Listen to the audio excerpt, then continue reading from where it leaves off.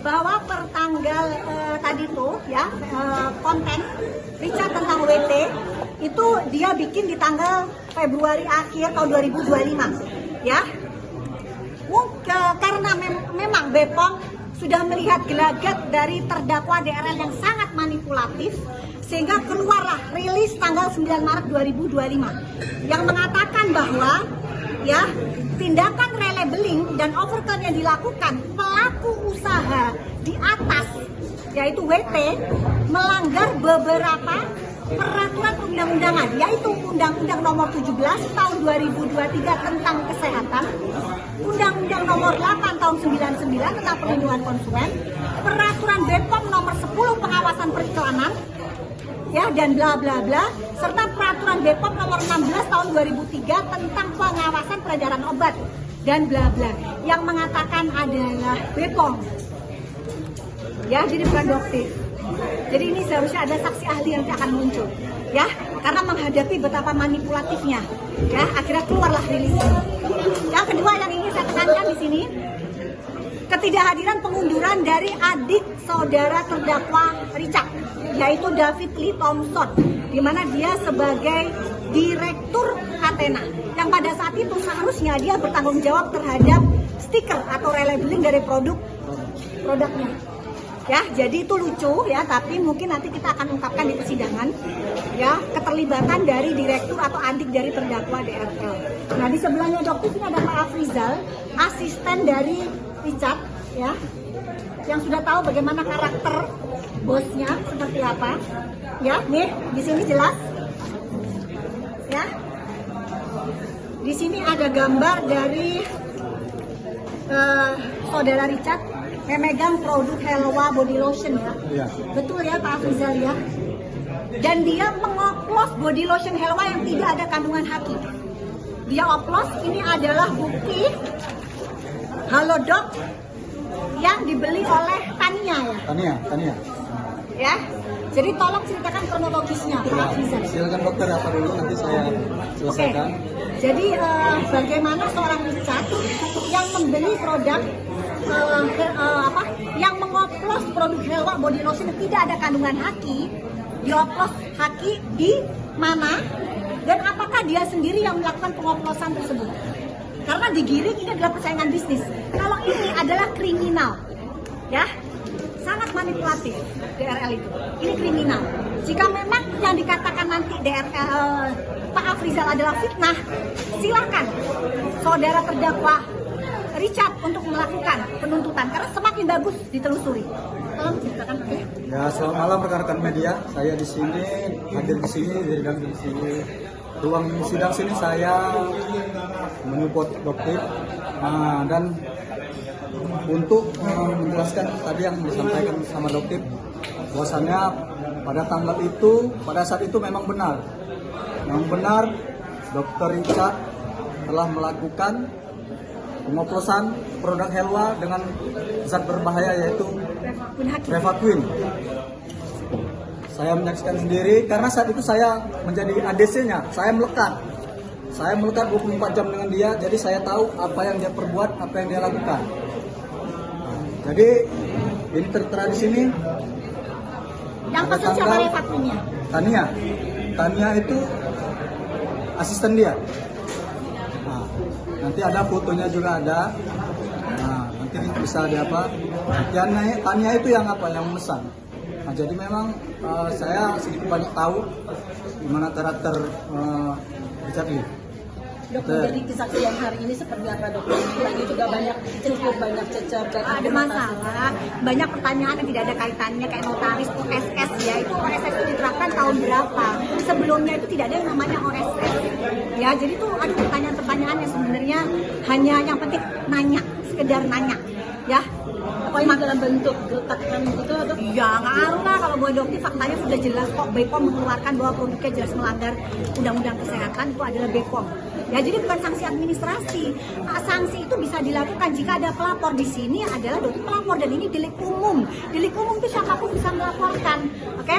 Nah, di sini Dokter juga mumpung ada kehadiran Pak Afrizal, ya. Di sini ada transaksi rekening. Di sini jelas ya Muhammad Afrizal, ya.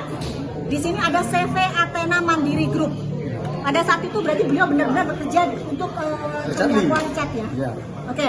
Di sini ada transfer dari Richard BCA sebesar 9 juta kepada Pak Afrizal. Hanya dengan jeda 5 menit, Pak Afrizal mentransfer uang 9 juta tersebut ke orang lain dengan inisial DA. Hanya 5 menit. Ada alasannya, tolong dijelaskan. Siapa DA itu Bang? Inisial DA, coba dijelaskan. Ya, memang pada saat saya baru mau kerja, memang saya sudah diberitahu dia itu sering apa ya, sering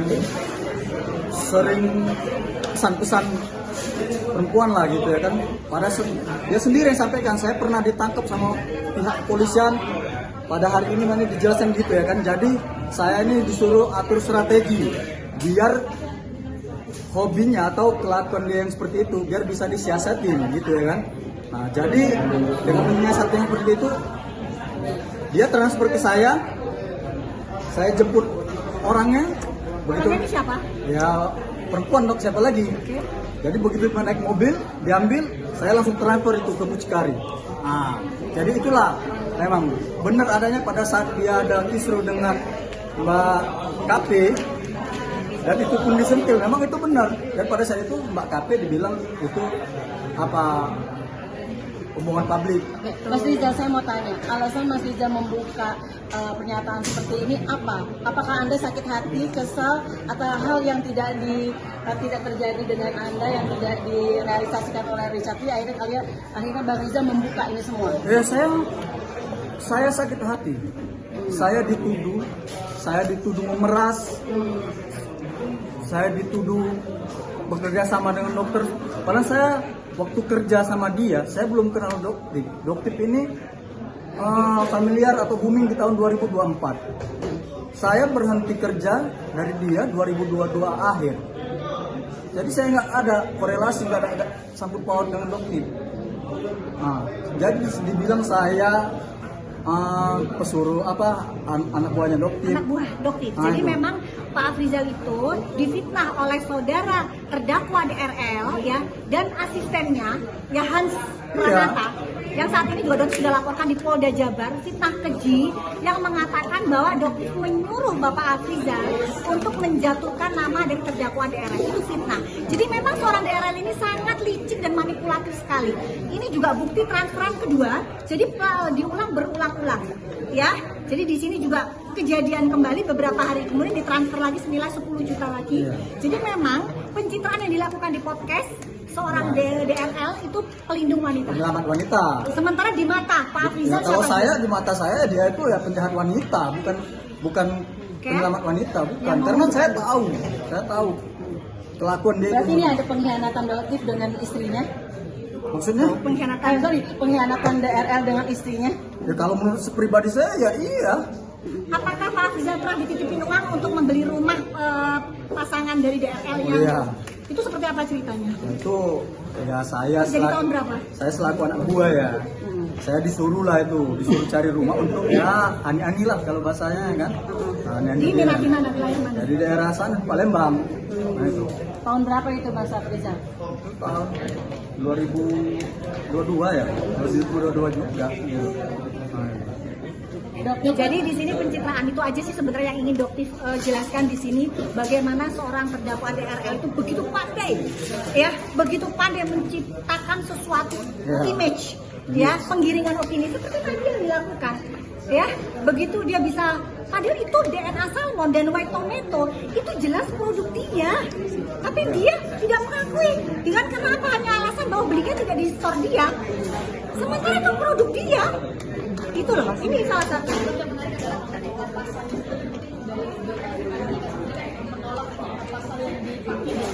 Dari awal sudah diduga, tetapi BPOM memutuskan ada pelanggaran di bidang undang-undang kesehatan. Tinggal siapa yang mau melaporkan. Dan sekarang Doktip sudah melaporkan. Jadi kalau masalah pasal yang dikenakan, yang disalahkan adalah penyidik dan BPOM. Paham ya?